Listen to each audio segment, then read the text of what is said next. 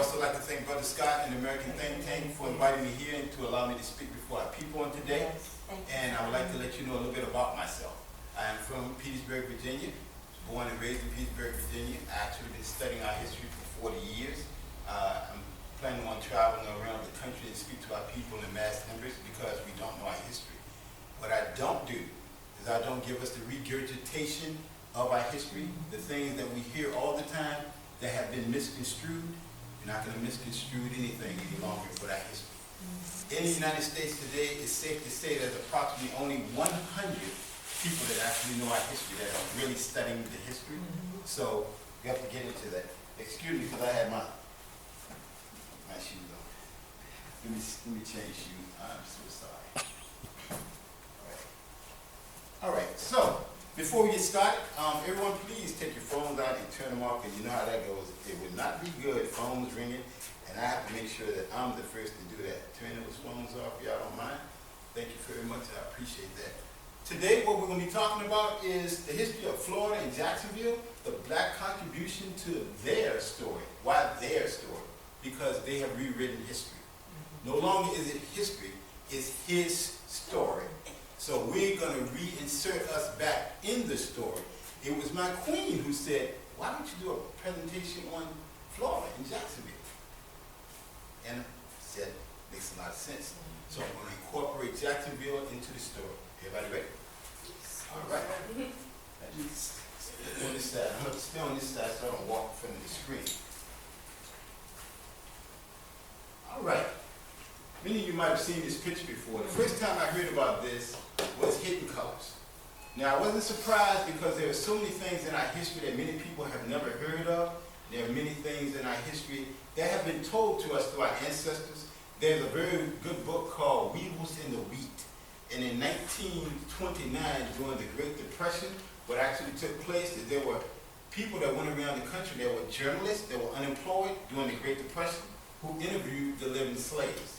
And they told many stories concerning religion and holidays. So, this is one of the things that they have omitted from the history book. Why? Because of what it represents. Now, what they actually used to do is allow a baby, they would tie the baby around the neck or around the waist and have the baby along the shoreline so that the alligators would come out to attack the child as though it was a meat. And then what they would do is try to shoot the alligator in the head.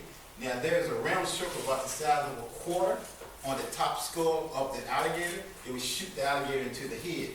Many times, the baby didn't survive. So this is a part of Florida's history. Many people don't hear about it. They're not going to tell you about it in school. It's incumbent upon the historians to tell you. I'm telling you this morning.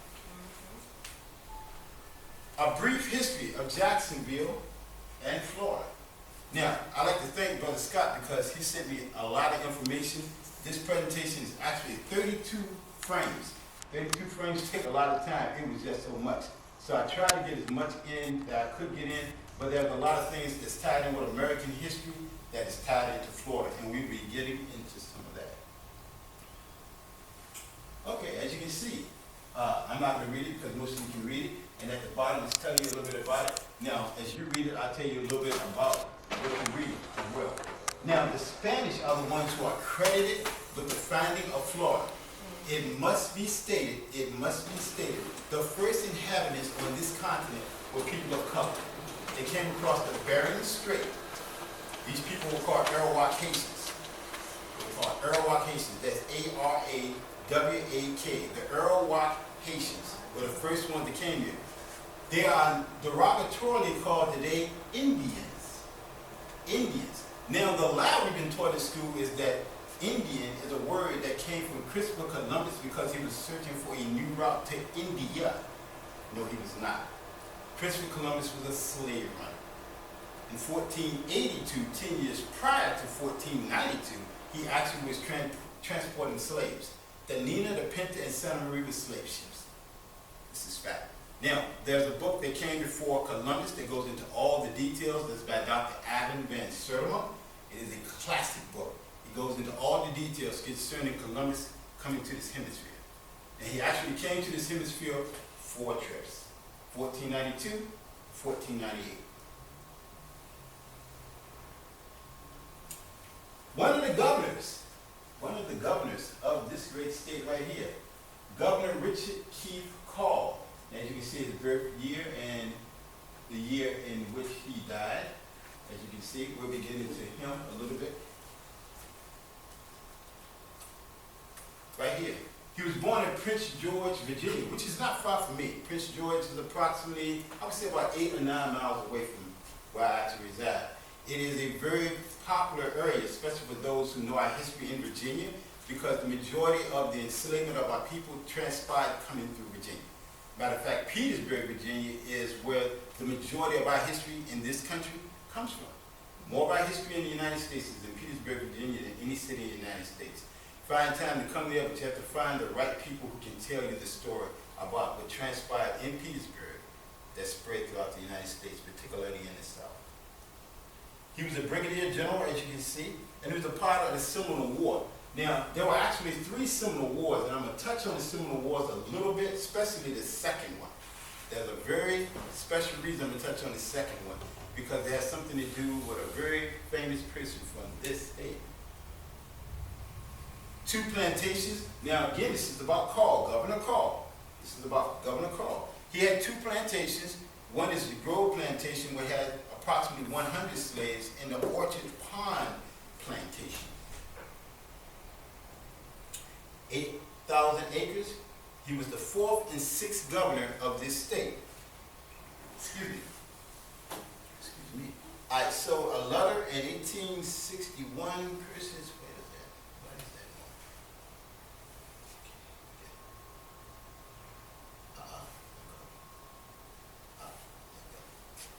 Person after animal form. Okay, yes. He wrote this letter in 1861. I don't have my glasses on, but I can still see it.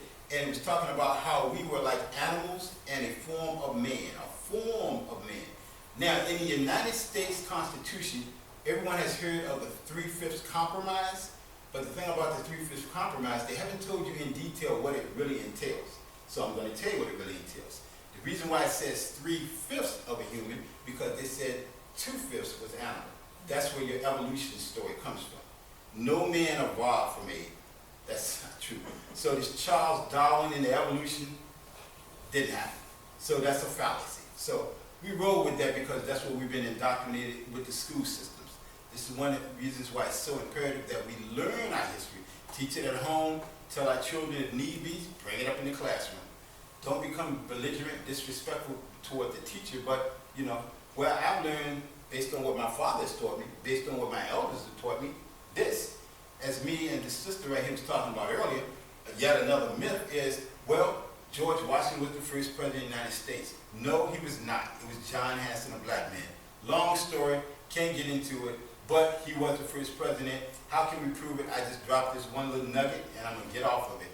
The Articles of Confederation was the first constitution of the United States that we know in written form.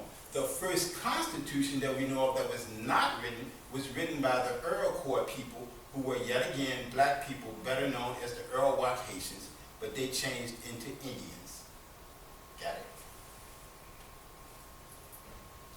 Current history of Jacksonville, Florida.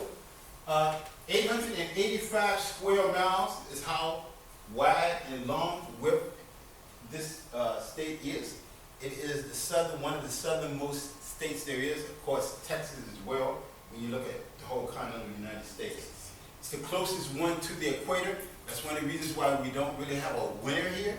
And not only that, the indigenous people of the planet, which is us, have never liked cold. So we can do just well in heat. And don't buy into the myth about you need sunblock. You don't need sunblock, you need water in a hat. Keep it moving. That's all you need. So you don't need no sunblock. Your melanin will take care of it. Geographically is the largest city, Jacksonville, in the United States of America. And I have to give credit again to my brother, and I thank my brother because he sent me this information. And like I said, I compiled it into what I was doing. It took me 3 weeks to put this presentation together, and I enjoyed putting it together. Okay, the census of 2010, black folk comprised 31% of the city's population. 31%. My brother corrected me also on the population of us in this city. It's roughly over 300,000 people. I don't know where I got 77% from, but my brother corrected me and I thank him for that.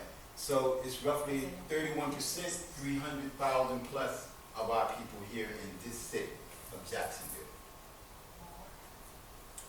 I, 2011, elected Elvin Brown, the first black mayor of the city of Jacksonville. Now, we will call that progress, but in actuality, really it's not. You know why? Because we are the ones who built all of the civilization anyway. We have to keep in mind, before we were enslaved, we were kings and queens, the majority of us around this planet. And we had settled and constructed all civilizations, including Greece. Because Greece is what he said, the Europeans had their first civilized society, which is correct, but we had already established it by the time they got there.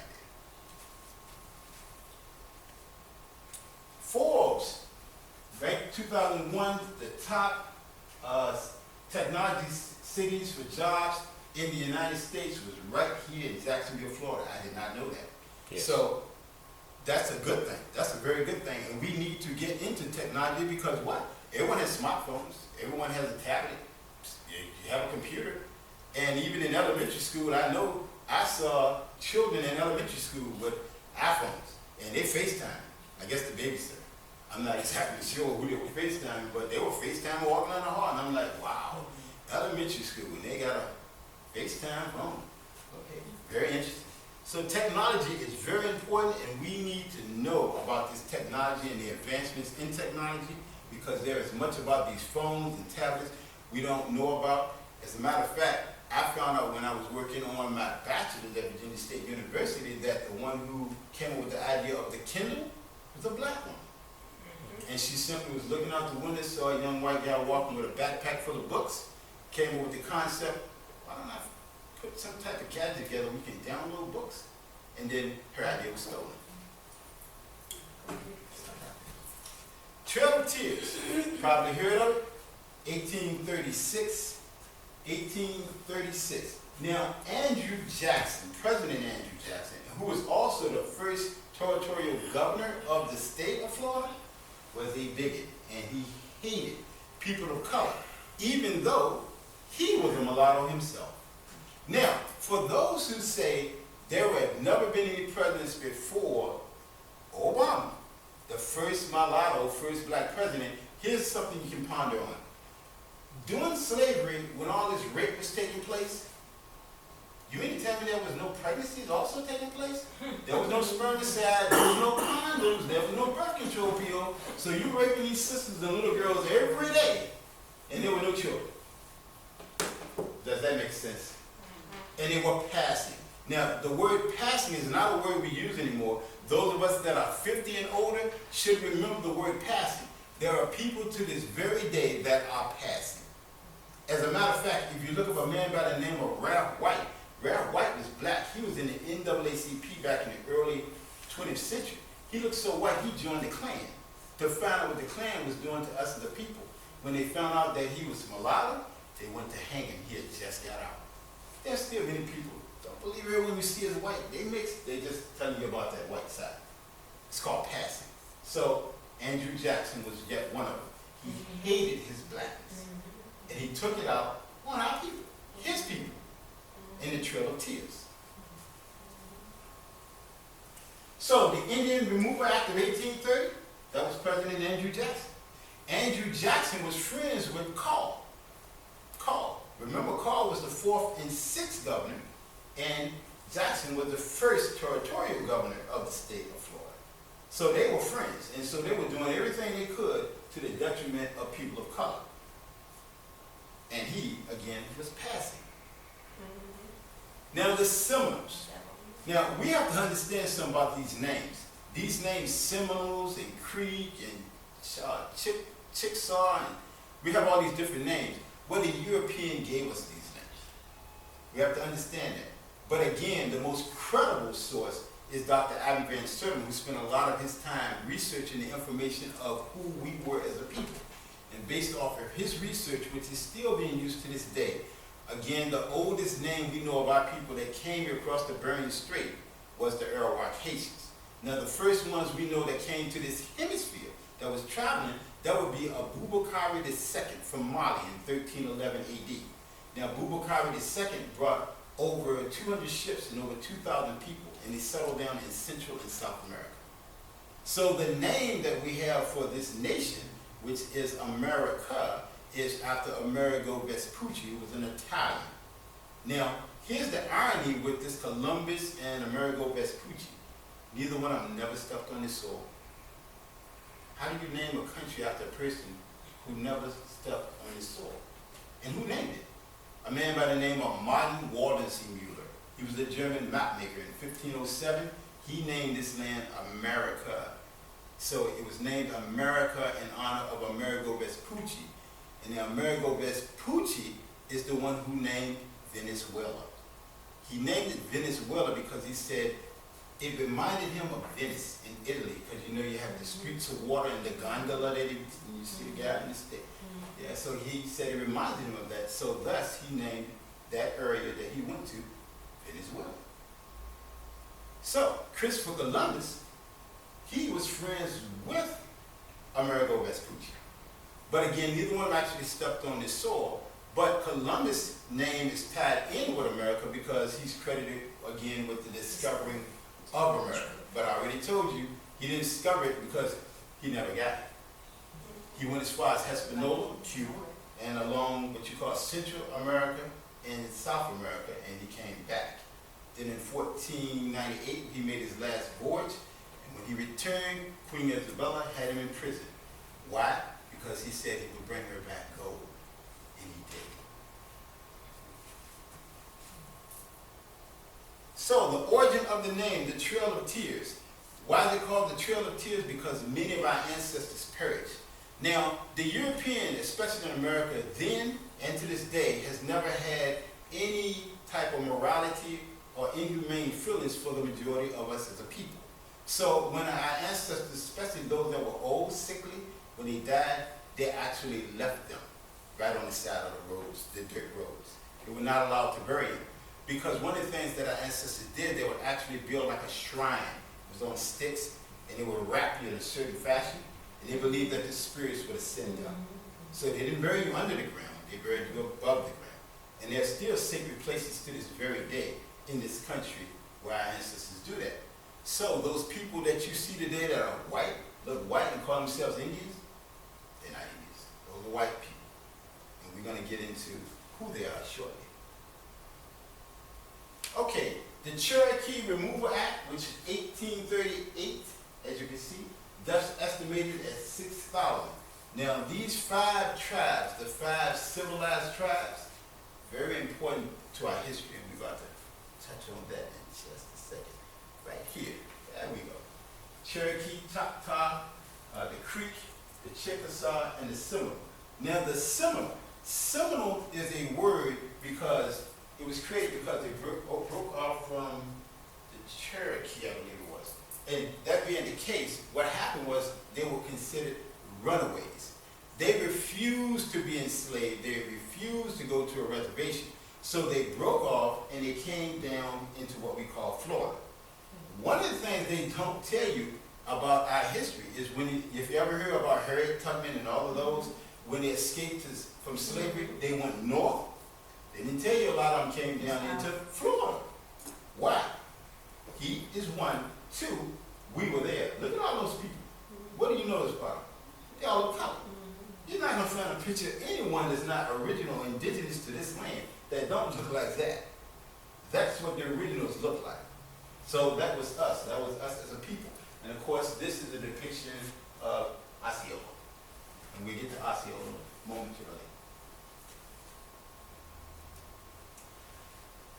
Henry L. Dawes.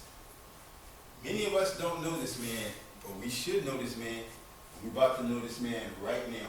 Henry L. Dawes was a senator out of Massachusetts. What is his connection to us? Let's see. Henry Dawes, Massachusetts.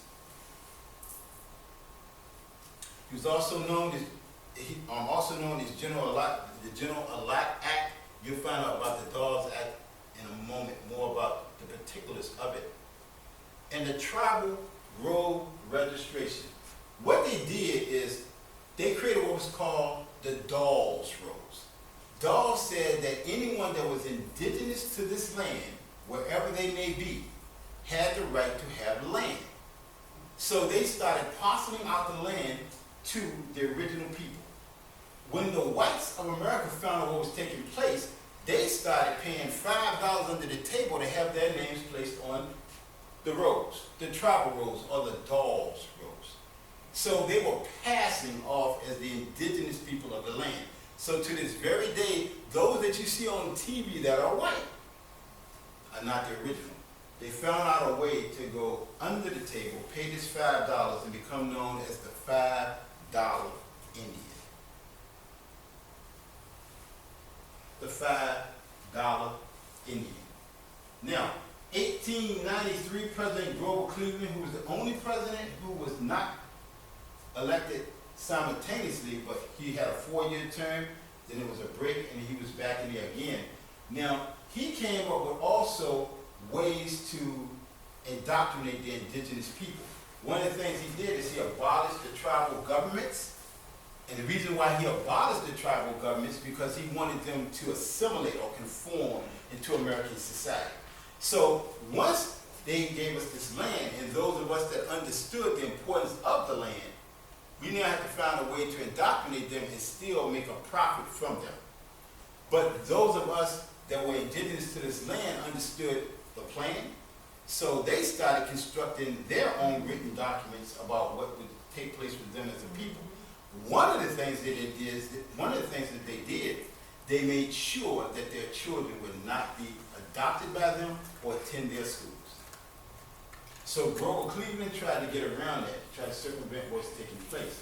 So the placement of the Dawes Road would still be in existence, but now there were catches to it because we're trying to make you a part of the country. To this day, there are still people in this country that do not have a treaty with the United States.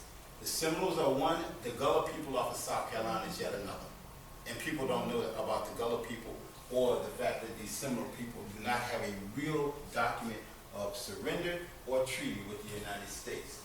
Lastly, you see there 374 treaties or more. We know of at least 374 treaties with the indigenous people who they call Indians were signed. And America broke every one of them. Every one of them. They were massacring our ancestors at every opportunity. The last great event that took place, of course, at Wounded Knee, where they massacred everyone black, everyone that was there, including the children, the elders, and the men. They killed them all. And after they took pictures, and they sold them. Chief Osceola, which I spoke about earlier. Chief Osceola, very, very important man in our history. Now, I read about Chief Osceola from 100 Amazing Facts About the Negro with Complete Proof by Joel Augustus Rogers. Did a little bit more research. Now, they don't like to talk about Chief Osceola. Why don't they want to talk about Chief Osceola? Because of what he did. Chief Osceola had a black wife. She was a runaway slave. And of course, marriage today that we see is not correct. That's the European marriage. The white robe over the white gown and the black tux and all that's European. In actuality, marriage was copulation. Man and woman meet, they fall in love, they copulate, you marry. You read about it in Adam and Eve, and Solomon, and so Solomon had over 700 wives. That's impossible. Yes, it is. Every time he slept with him, he was married, and he had the 300 concubines. That's because he hadn't slept with them yet. But don't be surprised. That's how they did it. So we got into that. Well, Chief Osceola did the same thing. He took him a black wife. Why not? He was a man of color. So they kidnapped his wife, the American government. He asked for his wife back. I can get your wife back. She's a runaway slave. Okay, well, I give you this option. You can return my wife and there will be peace, or there will be war.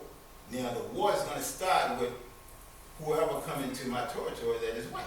So this general, Wiley Thompson, he took it upon himself because he was the general and he had his military in his arms. He felt he could go down there and show Osceola that he was the man. Well, he got himself killed.